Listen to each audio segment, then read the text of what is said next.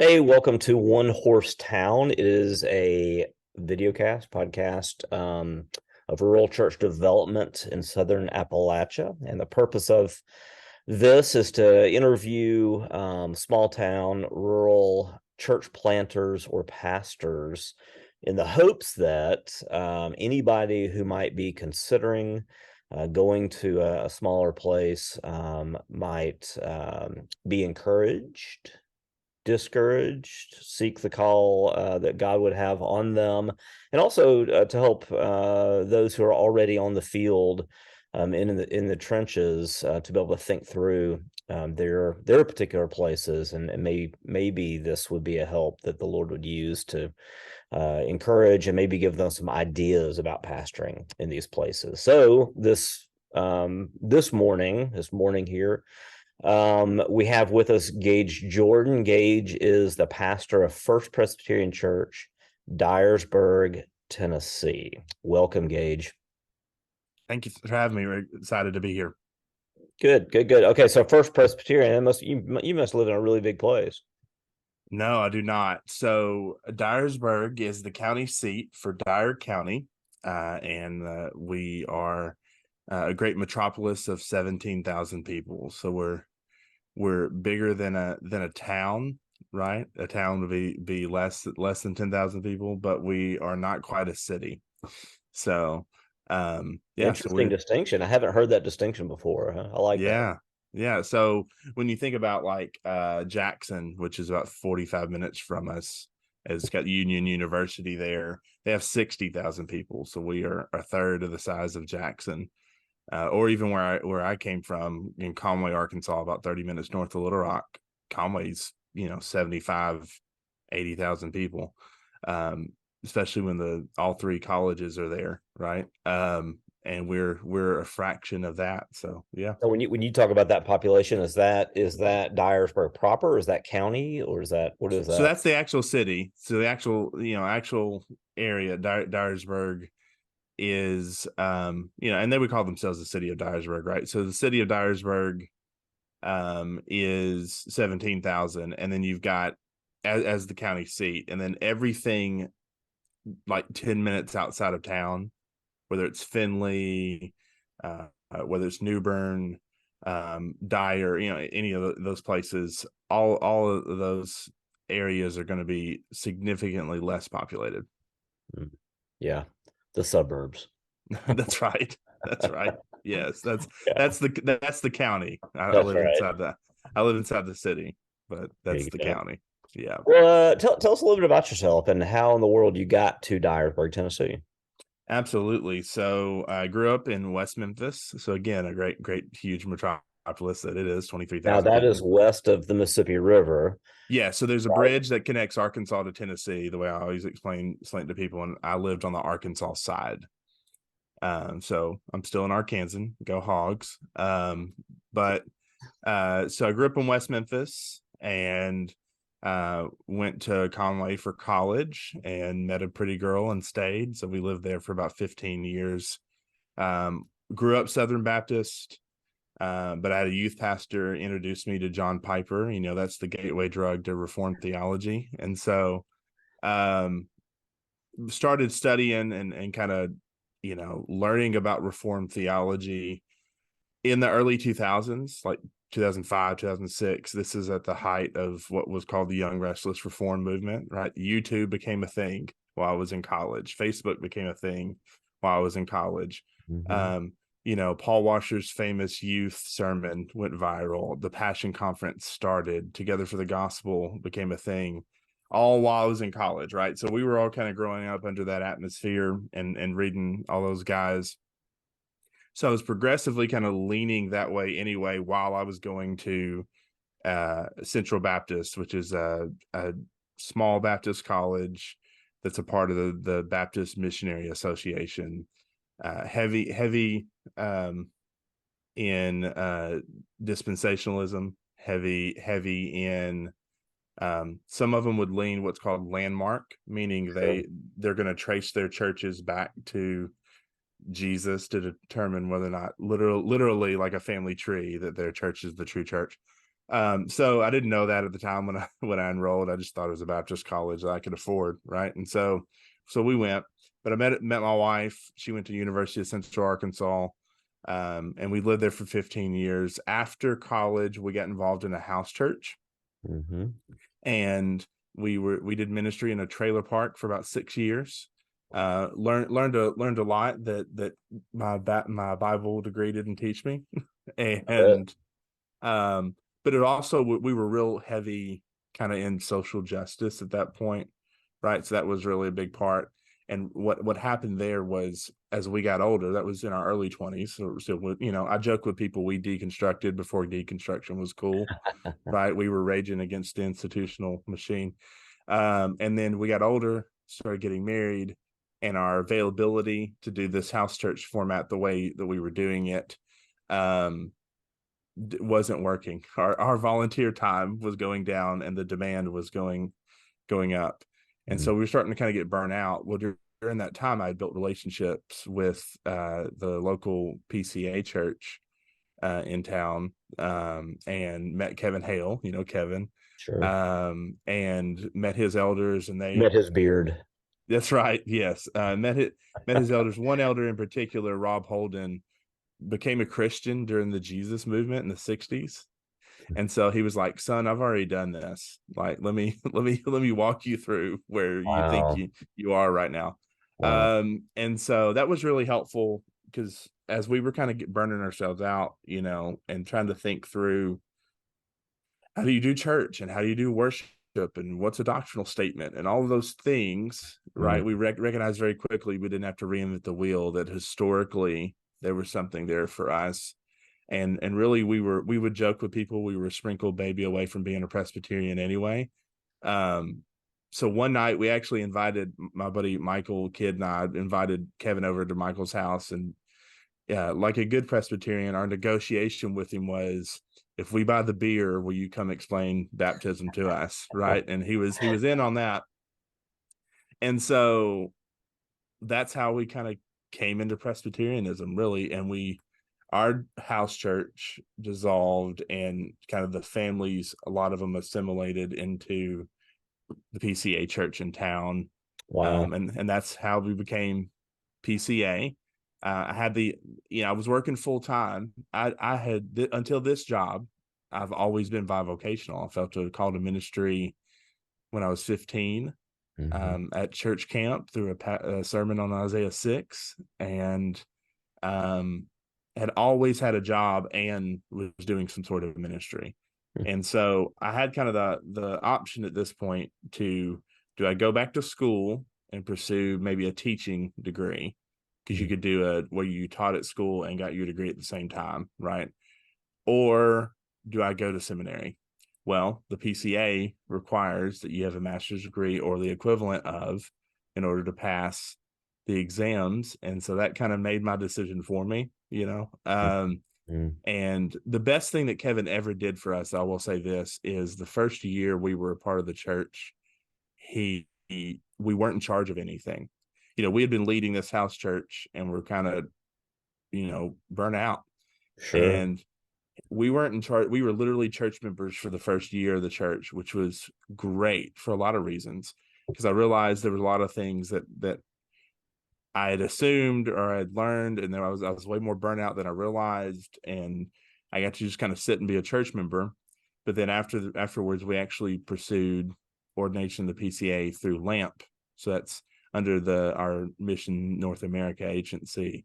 It's actually built for bivocational guys to go one class every 6 weeks. You do all the lecture listening, and you're getting lectures from Covenant and Ligonier and RTS, WTS, and you're reading all the books and all that good stuff. But you're doing it within the local church with the local church pastor. So we did it with Kevin, and then we were examined just like everybody else was, and it actually is approved at the General Assembly level, so it meets the requirements for ordination. So I worked a full-time job, and then I would wake up. We would do class 2 days a week. So I go to class at 6 a.m., get done with class at 8 a.m., and then go to work.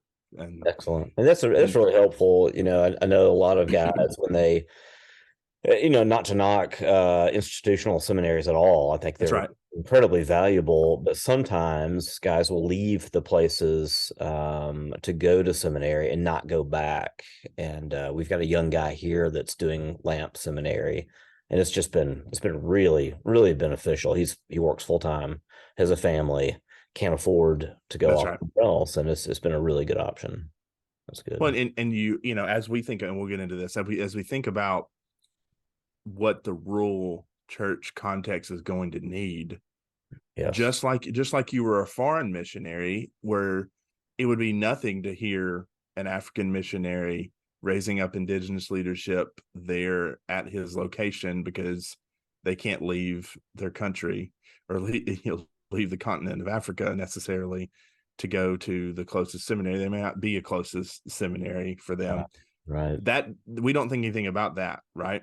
But then we in the States sometimes we do weird things with like there's sacredness in Jackson or Charlotte or St. Louis or Sure. Philadelphia, and those are great schools, right? Right. We love Right. those schools. We use their resources for Lamp, right? Right. But we're doing the exact same thing here and trying to raise up indigenous leadership. So I did Lamp, got ordained through the PCA, and then it kind of came down to it's time to get a job, and Mm. um, my wife and I actually had we were kind of getting advised by Annie and Kevin about what they did when it was their time to decide what they were doing. And we had a date night where literally we put a map of the United States up on my laptop and was just like, okay, sweetheart, where are you not going to move? What's not on the table? What do we think? And we kind of negotiated that. I applied to churches, and here's the funny part. This is God's providence.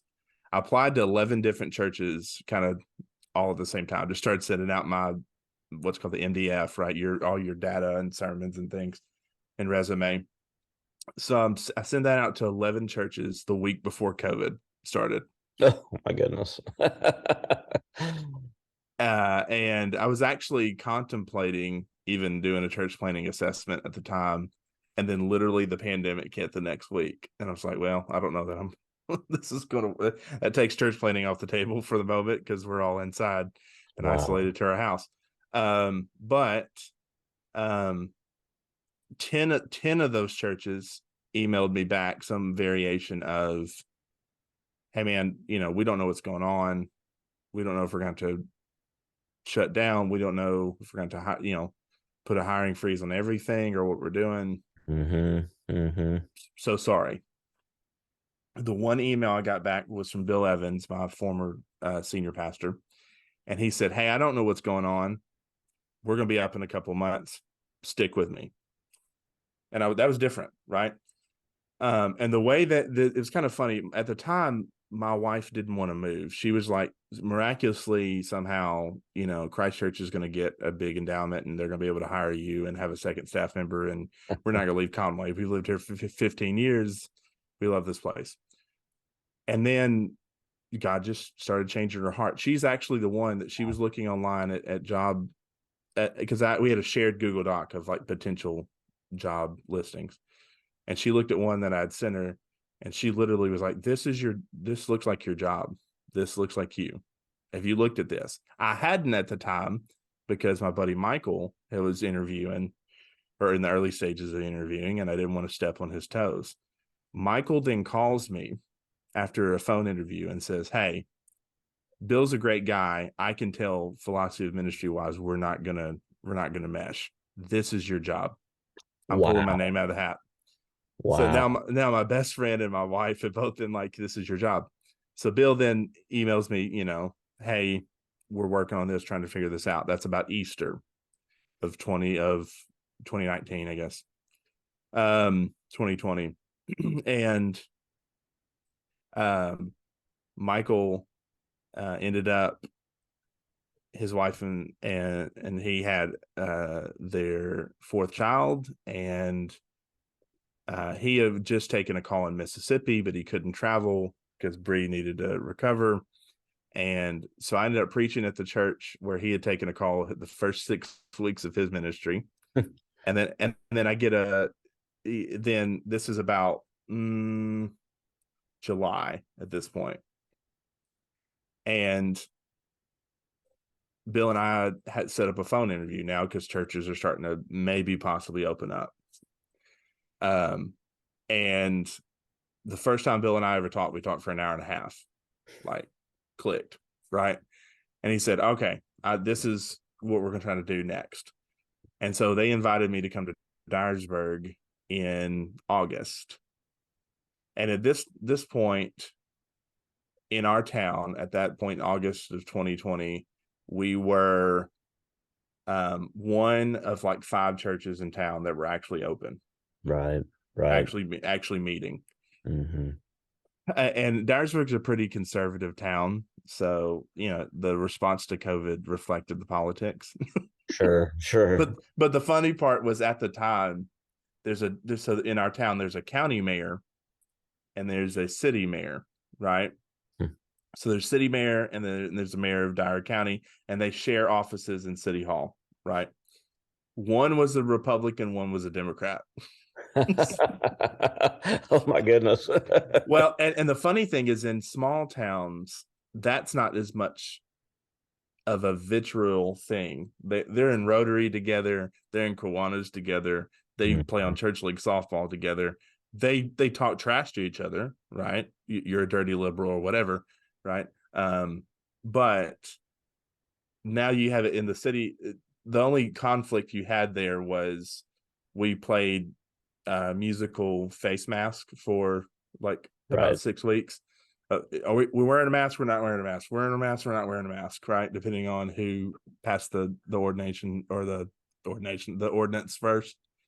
And so I get to Dyersburg, got to preach there, got to meet with the elders. It's been a weekend with them. Katie was like, I think we're in. Wow. By Monday, I had a job offer before I'd left town. Excellent. So we moved in August of 2020. I was the assistant pastor of youth and families. And then about a year and a half in, originally Bill was like, hey, I think I want to retire around 70. I'm 65 now. In like 5 years, I'm going to retire. Well, lots of things happened. One, COVID wore every pastor down, because every decision we made was the wrong decision about everything. Right. He also had some health issues, some COVID related, some not, because he caught COVID twice, and his dad passed away during my like first year and a half here. That kind of led to him wanting to retire a little earlier. He was pretty weary. And so in October of last year, I got voted in and installed as the senior pastor here at Dyersburg. So August will be 3 years here in the town. Yep. Fantastic. What just watching God's hand of providence, and again, I think that really helps too. Just, we are not on our own figuring this out. That's right. If you're being called to a small place, if you're being called to a large place, that the Lord is in it and opens doors, and that's a fantastic story of how you arrived there. That's great. Well, tell me about Dyersburg. What's it like? What's unique about it? What's interesting? It's industry. What is it like? So it is heavy in agriculture. That probably is the number one industry, I would think. At this point, it used to be manufacturing, lots of factories. But with kind of the turn of, industry, that was always a big thing, especially under Trump's administration, right? He wanted to bring the factories back, because literally business owners, to try to cut costs, were shipping things overseas. Right. Well, when that happened, over the last, I'd say, 10 years of the town's history, they've lost about 7,000 people. Because from like the late 90s, really, I mean, even further than that, last 20 years, even 20 years plus, from the late 90s on, though, there were a lot of factories. There was a huge cotton gin, there was a huge textile place. Those factories slowly have gone overseas, gone to Mexico, Mm-hmm. that sort of thing. And some have come back, but it's not as much as it used to be. But the city also, Dyersburg has been around since let's see, this county this year is the bicentennial. So the county itself is 200 years old. Wow. Yeah. Next, I think 2024, 2025 is Dyersburg's bicentennial, right? So since the 1820s is when the town was founded. So that's pre-Civil War, just to kind of give you Sure. a timeline. The church, First Presbyterian Dyersburg, has been around since 1854. So originally it was downtown. And if you go back, because if you go walk in my campus at the church, when you look at the plaques and you look at the names on the wall and look at things, the founding families of the church are also the founding families of the town. Mm-hmm. Right. So so the town is resilient, right? It's been doing this since the 1820s, Mm-hmm. but it has seen, with the times, as things went more tech driven and as factory owners wanted to pursue their bottom line, the factories have dropped. Agriculture still remains because we've got plenty of farmland, right? With soybeans and corn. And the fun part is you could be driving in town, you'll drive past a shopping center, and then the next field is field corn. Mm-hmm. You Mm-hmm. know what I mean? So Right. Right. so there's still some of that, like literally woven into the fabric of the layout of the town. But agriculture is a big part. You're also seeing, though, as the generation change in leadership happens, Sure. we're starting to see a little more modern amenities, right? A lot bigger industries are starting to come. We started a farmers market downtown. Mm. They're recruiting bigger companies like Starbucks and Dunkin' and are starting to kind of come to the town. So there's a little bit of influx, but you're battling lots of things. You're battling people. Remember when it was factory driven, and now that the factories are going away, what that's kind of produced unintentionally is kids graduate high school, they go to Mississippi State, or they go to Knoxville, or they go to Jonesboro, and they don't come back Right. because what degree they're pursuing, it may not be able to find a job here. Mm. But what you also have is, as the boomer generation retires or gives business away or passes away, and now the Gen X generation is inheriting businesses, Mm. they're thinking differently about development in the town. And so now you're starting to see, between them and the elder millennials taking over the town, what they've seen in other towns are starting to come to Dyersburg. So it's been a little bit encouraging. Wow. Um, Well, it the is town, resilient. yeah, I mean, it's kind of proving itself over and over yeah. again that it's a resilient town. Dyersburg figures out how to make it work, right? They figure out how to survive, really. And Right. it's looked different over the years, and I think it's in a influx where that's going to happen for them, especially with Mm. what's called Blue Oval City coming in about 45 minutes for us. So Ford is putting a huge plant about Right. 50 miles away, Mm-hmm. and they're gonna build electric trucks. They're gonna hire about 6,000 people Wow.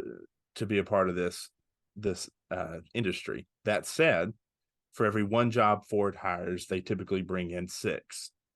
So we're potentially looking at an influx of about 25,000 people about 45 minutes from us. Wow. And the only schools and places to live are either Covington or us, right? And Dyersburg's known for its schools. It's got 3 really great schools. Dyersburg City schools are good. The county schools are great. And then our church has a classical Christian school that was started in the 90s, and we have about 175 kids that are on my campus during the school year. Fantastic. Um, so there's potential that's coming. Right. It's a very conservative town, right? The Trump 2020 and Trump 2024 flags have not left the entire time during our They're tenure. here too. Yeah, For sure. and Conway was not that way. Conway is a lot more progressive. The median age in Conway is 35, right? Dyersburg's not. That's not the case. But I will tell you the big difference is I can go into any school in Dyersburg and talk about Jesus, and no one says a word to me, Right. right? During the pandemic, when we were trying to navigate meeting spaces, there was a lot more freedom to pursue figuring that out without, do you not care about people, and kind of the fear mongering that now even the Washington Post and everybody else is backtracking about how overzealous they were, right? So that's a part of the makeup too. The county has 200. Dyersburg itself, not the county, Dyersburg itself has 200 churches in town. It's mostly Cumberland Methodist, Cumberland Presbyterian, right? Methodist. charismatic, or Baptist. Right. Now, non-denoms are involved in that, but you know that a non-denom is just a Baptist church with a good website. So, so I also exist in a context where people have no idea what a Presbyterian is, even though our church has been here. Right. Yeah. And we're a smaller church. We're a church of 65. We're just fortunate because of how long we've been around. We've had some families over the years donate land, donate finances that have helped sustain the work of the church. But I absolutely exist in a context that doesn't understand our theology, doesn't understand our church structure, doesn't understand liturgy, anything that I do. A lot of them think I'm Pentecostal. They get Pentecostal and Presbyterian confused. So that always makes for fun conversations. So that gives you kind of an idea. About the same amount of syllables in each word. So I guess that makes sense. Yeah. Yeah. Wow. So, what is the reputation of the church in the community? Thinking of some of the founders of Dyersburg, those names still being in the church, what is the reputation of the church? Yeah. So, yes, I know you can't know it. Yeah. So actually, a lot of the founding families have moved off. Like their kids have gone on. We do have some families in the church that, like one church member, I think Miriam, her dad was the pastor here from 1953 to 1973. So she's still here. She moved here when she was 6. She's been a church member ever since. So we have some of those families who, their husbands were elders, widows whose husbands were elders, or dads were elders here. I think for the most part, the community for a long time thought we were the school, because of the school started in the 90s, and a lot of people knew the school as the Christian school in town. They thought the whole thing was the school, right? Or they think we're a really big church because our campus is really big. Right. So we've spent a lot of time trying to build brand awareness. So I'm using the stuff that I did when I was in sales, when I was in seminary, the networking aspect, right? I was involved in the chamber leadership program this past year to try to build relationships with people. We've started an American Heritage Girls, which is a conservative alternative to the Girl Scouts. Yeah, that's talk about that, because I thought that was really interesting what happened there. Yeah.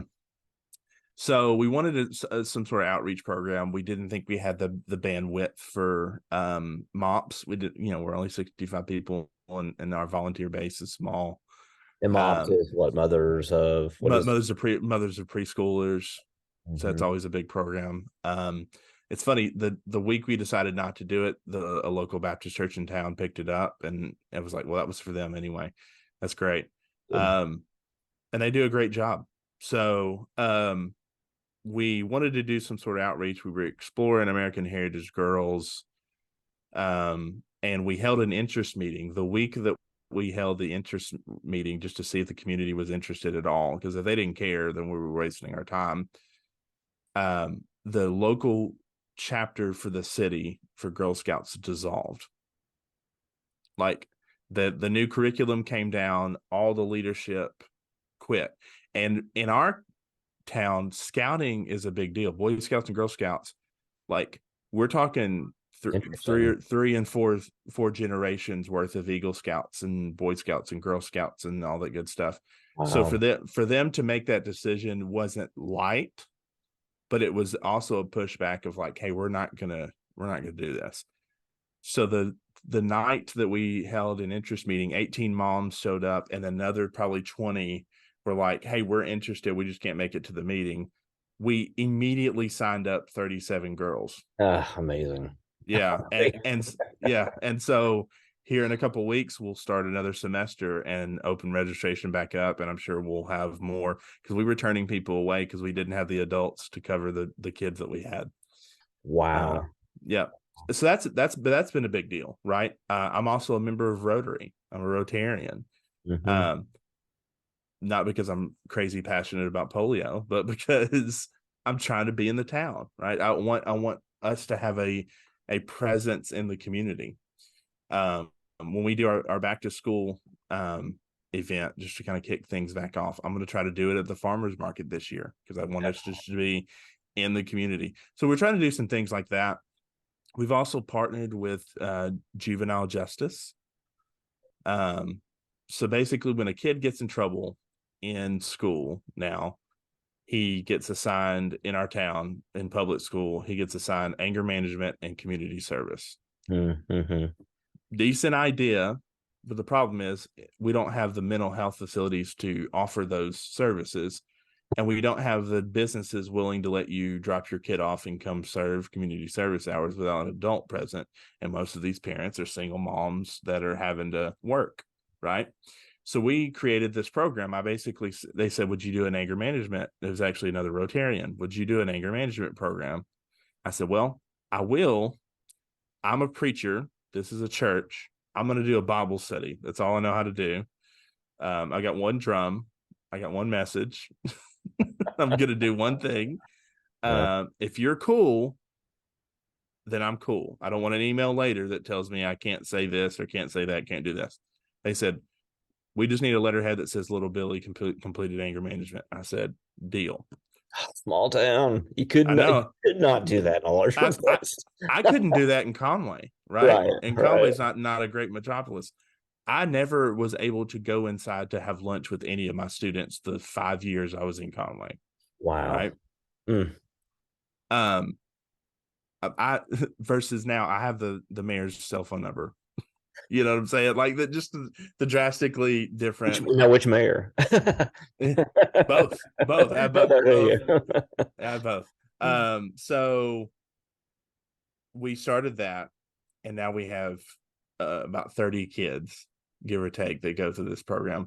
And basically what they do is they come to class, they come Wednesday night meal, they go to youth group that covers X amount of hours. They do that 10 weeks in a row, covers their 30 hours and their anger management class. And the hope is if you come to my church 10 times, you'll probably stay, right? I'm applying what I learned in sales. And so many touches hopefully gets to, trying to build a rapport, build relationships.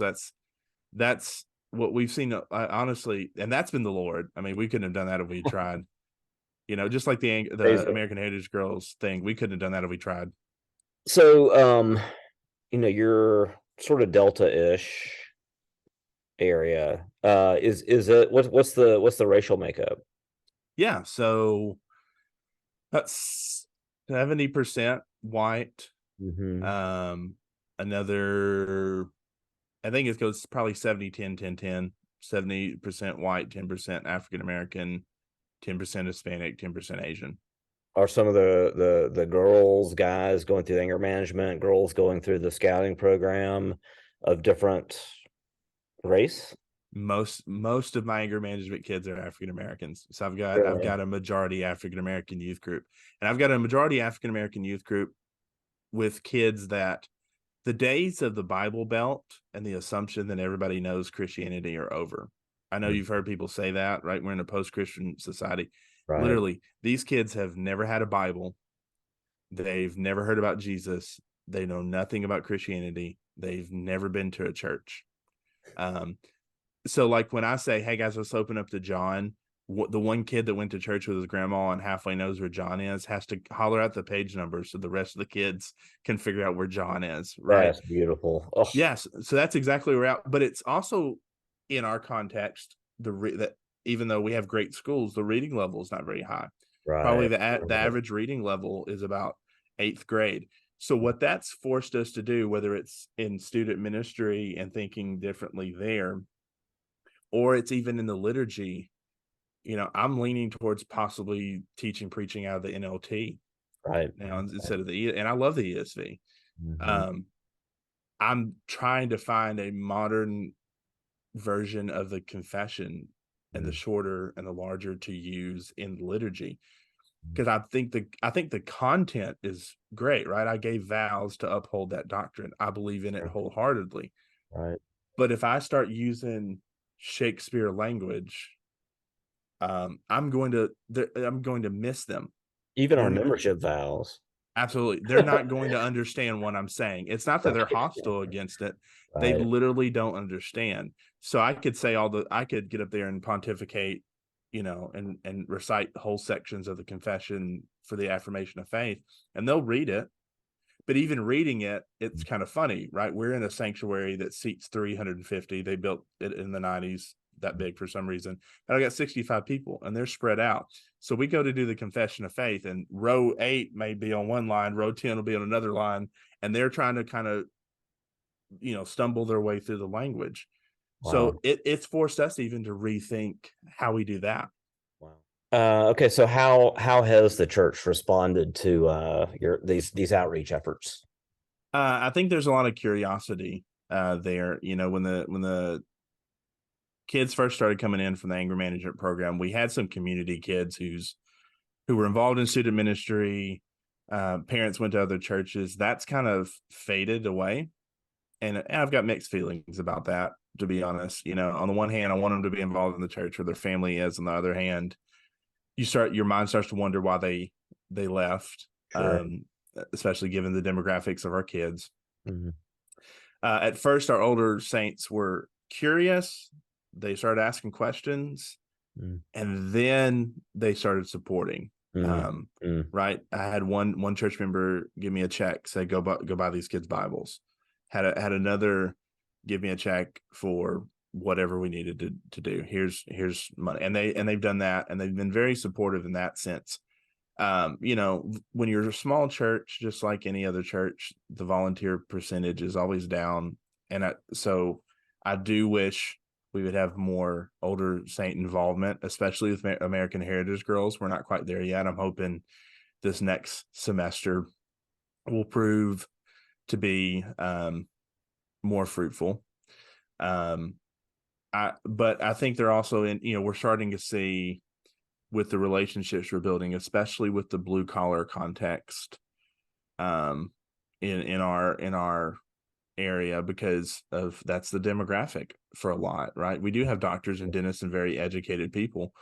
They're very smart and very brilliant, but we also have a huge population that just got a GED or diploma, and their reading level is low, and they work in factories, and they work, blue collar. And so we try to build some relationships with them and make Presbyterianism accessible without compromising, what we believe and why we believe it.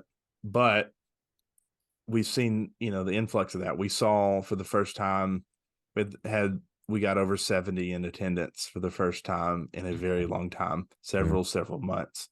We had the most visitors we had in a very long time on Sunday. And I think it's because of the relationships we're building. We've been going through Psalms of Ascent this summer. We're going to go start John in August, and it's going to be probably a year-long stint through John. Good. And we're going to go through the NLT to get there, to try to teach the narrative. And I'm borrowing from John Bunyan for the series title and calling it "Come and Welcome to Jesus." Because not only do we have in our context the blue collar, but we also have, because there's 200 churches, just like on a large scale, there's been a big documentary about Hillsong and whatnot. We've had church splits here, just like you've seen nationally. Right. The Methodist churches are splintering. Out of that, you've got my former boss is actually his dad and his dad were Methodist ministers in town growing up, and he grew up in this area. About 75 of them are meeting at the Chamber of Commerce each Sunday, and he's preaching to them while they try to figure out what they're doing next. Wow. The local non-denom in town, the big church, has split 6 times since I've been here. One church plant is meeting in the sportsplex. A couple of them are meeting in houses. A couple of them are buying, trying to figure this out and moving downtown. But out of that, you've got a huge chunk of people who were members of these churches that don't know where to go now. So trying to figure out a space to how to bring them in has also been a big deal. And I think our church is